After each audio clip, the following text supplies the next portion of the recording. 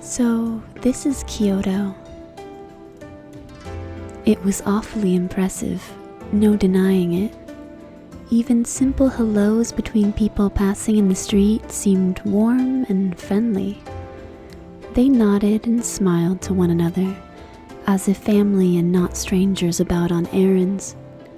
Still, there was something else as well. Something making the city feel strangely cold. Almost as though there was a great invisible wall, shutting out anyone wandering from the country. I'm not sure if I belong here. No, that's all in my head.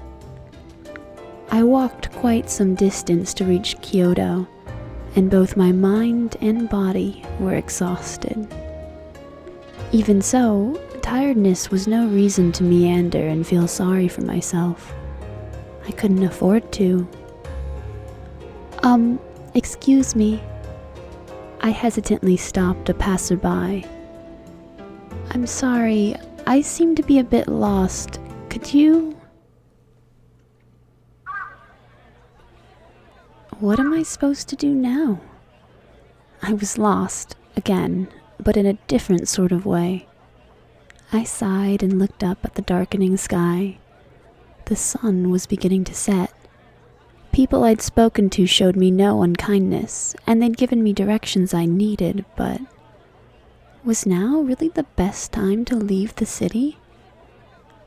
Learning the person I'd hoped to visit had left town caused hope to seep from my crumbling resolve. The only person, besides father, I could rely on in the city was Dr. Matsumoto. Dr. Matsumoto was a doctor serving the shogunate. I had never met him myself, but father put a great deal of trust in the man. He had told me that if I ran into any trouble in his absence, I was to contact Dr. Matsumoto. Unfortunately, the doctor was out on business and would not return for some time. Was I too hasty? Perhaps I should have waited. It is indeed rude to visit without warning, which is why I had sent a letter prior to my arrival. But it seems he had left before reading that letter. Perhaps, I thought, I should have waited for a reply before traveling to an unfamiliar city. But I can no longer spend time waiting idly for news. Chizuru, is something wrong, father? He paused for a moment and looked at me. 実はな、しばらくの間、京の都へ行くことになった。It seems I must depart for the city of Kyoto. Is it for business again? He'd left the house often during that period, sometimes for days at a time. How long will you be gone? それはわからん。一月になるか、二月になるか。I'm afraid I can't say. A month, perhaps. Maybe 2. Oh. There was no hiding my disappointment. Nonetheless, I wasn't a child anymore. I couldn't beg him not to go, or some other foolishness. Yes, I'd be lonely, but I was much more worried for him. Please, father, be careful. They say that the city of Kyoto is dangerous. He only smiled and nodded. You needn't お前 fret. が心配しないように、京にいる間はできる限り手紙を書くよ。I will be sure to send you letters often so that you have no need to worry. Okay, you promise? Father kept his promise. A new letter arrived so often I scarcely had the time to respond before another would arrive. He told me that he worried about me being home all by myself. And then the letters stopped. A whole month passed with no word. Father, they say Kyoto is full of ronin. It is not a safe place. Usually, a samurai is paid by their house, but ronin who report to no house often rob people in order to make ends meet. They're nothing more than violent criminals who hide behind the image of the samurai. Such is the state of the city of Kyoto, the city of ronin.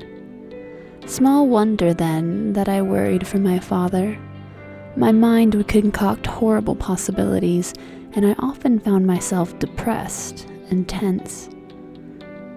First, I suppose I need to find a place to stay. Lost in thought, I didn't notice that nightfall had descended. If I was honest with myself, I hadn't the faintest idea of how long searching for him would take. I'd brought a negligible sum of money with me, enough to last me a month if used wisely. Finding father in this window of time was a must. Otherwise, I would have to depend on Dr. Matsumoto returning this time, or I'd be forced to return home without a word.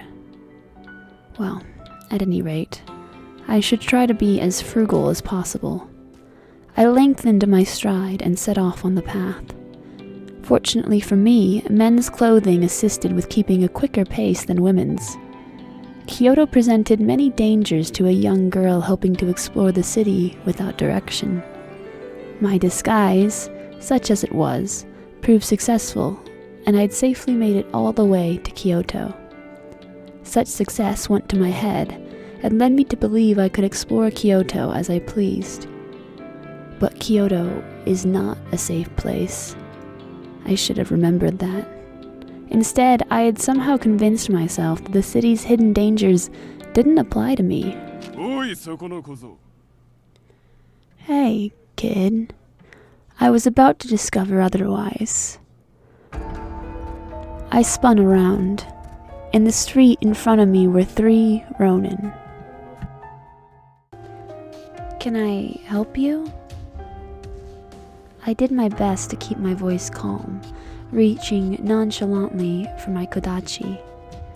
My father encouraged me to take sword lessons. I'd kept with them, and I did rather well. I was confident enough in defending myself. However, perhaps my overconfidence in myself is what served the situation at hand to me. I'd messed up and let my guard down.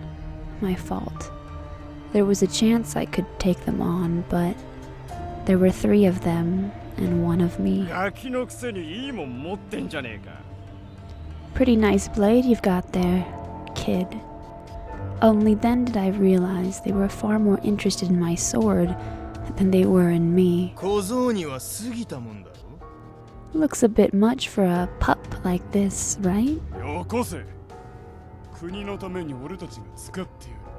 Give it here, okay? We'll put it to good use. But the sword wasn't just some blade I'd picked up. It was a family heirloom spanning generations. There was no way I could give it to the Ronin, though I had a feeling that they wouldn't understand that. In such a situation, the best decision was, undoubtedly, to retreat. I turned and ran as fast as my legs could carry me. Hey, get back here, you little bastard.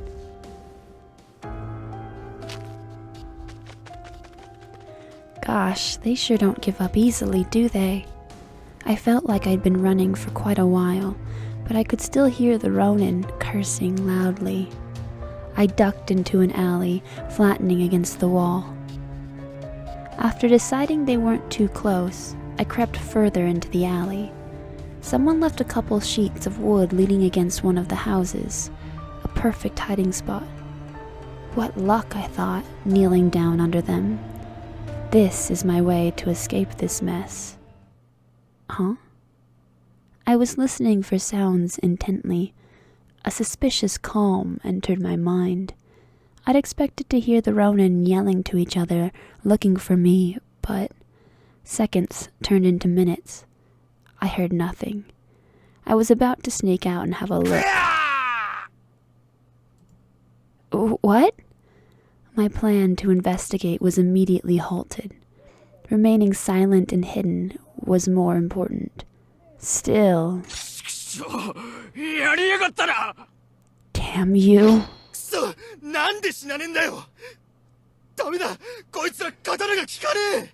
What is this? Why won't you die? Damn it, we've got to get out of here. It was then that true fear began to set in. There was something dangerous out there, something quite possibly lethal. My imagination conjured up no shortage of gruesome theories. Even so, I could feel an itch of curiosity. I wanted to know what was out there. Carefully, I peeked around the corner's edge.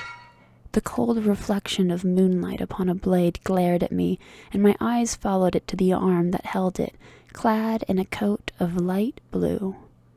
Had this person saved me? But no slower than it appeared, my hope vanished. Help! I heard the Ronin stumbling to beg for his life. The person in the blue coat said nothing, just stepped forward, sword raised.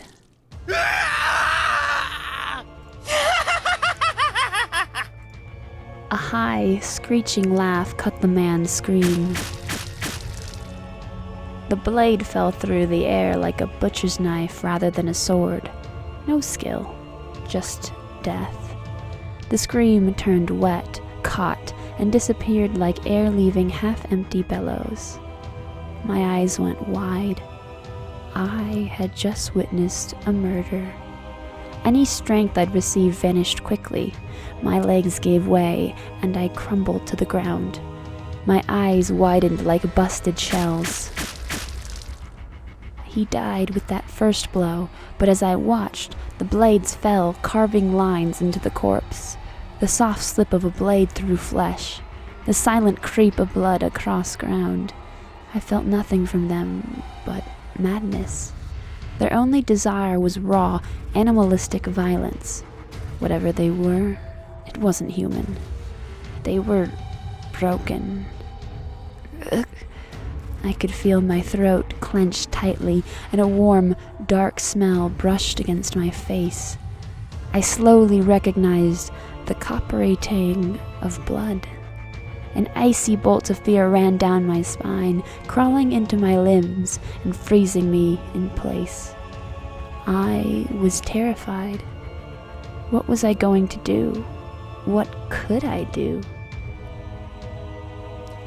You have to run, Chizuru. I forced my jaw open and drew a ragged breath. This was the only chance I'd get. I had to...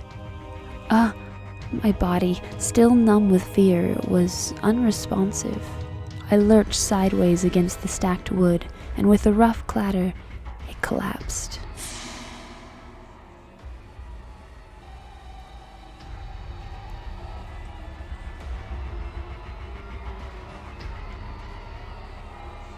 The creatures turned, coats drenched in blood. Their eyes locked with mine and bore into me.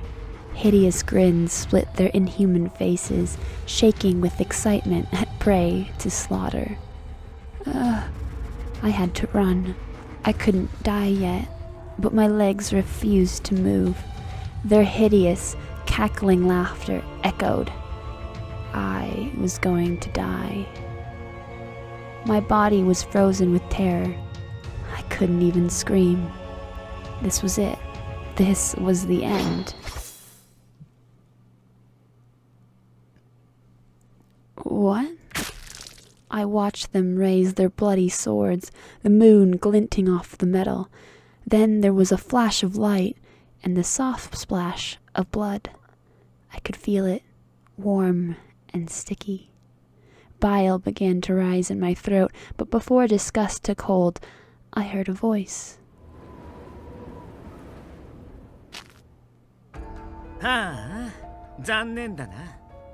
Really?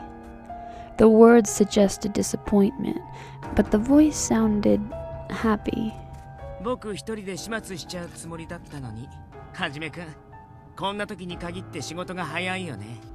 And here I was, planning to take care of them all. Can't you have picked another day to work fast, Saito? As he spoke, the strange man smiled, almost as if he were enjoying himself.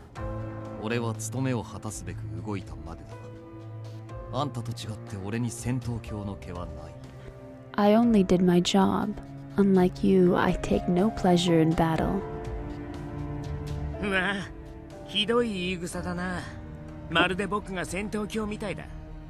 Well, that's not a very nice thing to say. He laughed.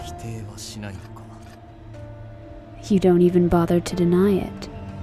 The man called Saito sighed with the air of a long-suffering companion, and then looked at me.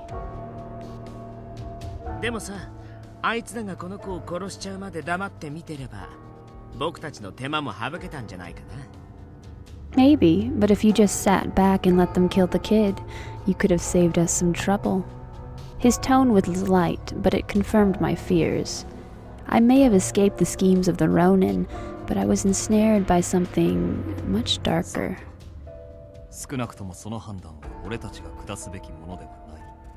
Perhaps that decision is not ours to make. Huh? Then who was in charge of these two? Their conversation led me to believe they were part of an organization.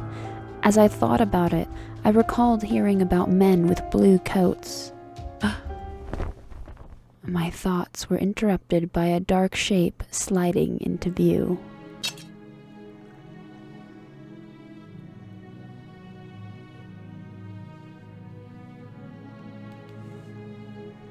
Oh, I swallowed hard. The moonlight shone off his smooth, dark hair. For reasons I couldn't fathom, in that moment the light on his hair made me think of the wistfulness of flower petals. It was almost as if the cherry trees were blooming out of season. Luck is not your friend tonight. His voice was cold and quiet, like a blade of ice. Blue-white moonlight lit his slender face and shone from the blade pointed at my chest. But it wasn't the sword making my breath catch. It was his eyes. They were fierce and hard, but somewhere behind them, I could catch a glimpse of something else. There could be no doubt that he was prepared to kill me, and yet he looked troubled. Not kindness, but perhaps mercy. Run. Run, and I will kill you. Do you understand? I nodded. There was no doubt he meant every word he said. He stared at me for a moment, then grimaced, and put his sword away, sighing. What? I was too surprised to stop myself from speaking, and it quickly became apparent that I wasn't the only one. あれ？いいんですか、土方さん。この子、さっきの見ちゃったんですよ。What? Wait, Hichikata, are you sure about this? This kid saw everything. That can't be good. As he spoke to the man he called Hichikata, his eyes narrowed. The man called Hichikata frowned back at him. Shut up. If you keep that up, you know what we're going to have to do. It was clear enough that what I'd seen was something they wanted to keep hidden. The more they said, the more I got it, and it was clear none of us wanted such a thing. I really think this is gonna come back to bite us in the ass if we let this kid go. The way he looked at me made me feel as if he'd read my mind.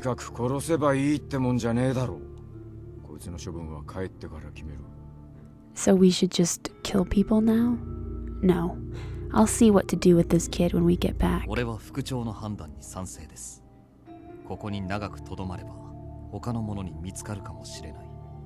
I agree with the commander. If we remain here, we are likely to be seen. Again. Then he looked down at the creature he'd killed, as though he'd forgotten the whole ordeal.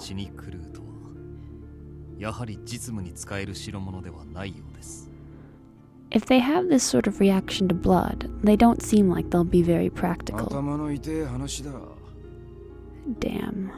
He peered down at the corpse, his face in a motionless mask. When he looked back up at his companions, however, his eyes only narrowed.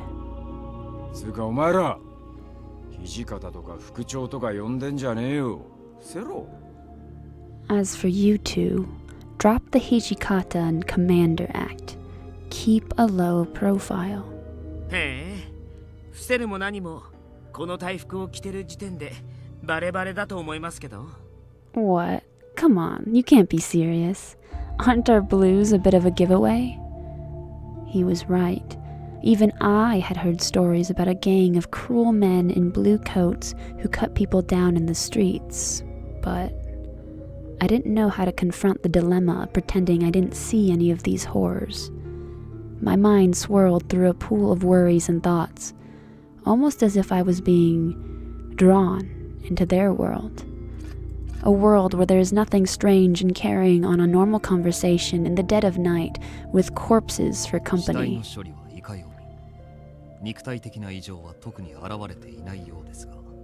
What should we do with the bodies then?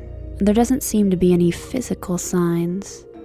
Hijikata thought for a moment before he spoke. Just take their blues. Yamazaki can deal with the rest. As you wish. Shinsengumiの大使が切り殺されてるなんて、僕たちにとっても一大事ですしね。Another man cut down in the street, huh? Doing a great job, aren't we? He gave a derisive bark of laughter.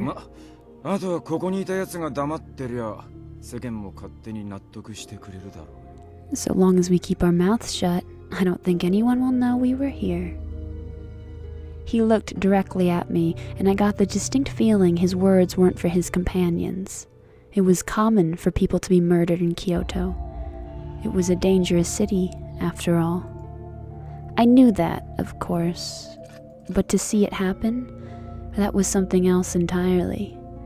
If death was such an easy thing in Kyoto, I thought, then the city itself must surely be mad.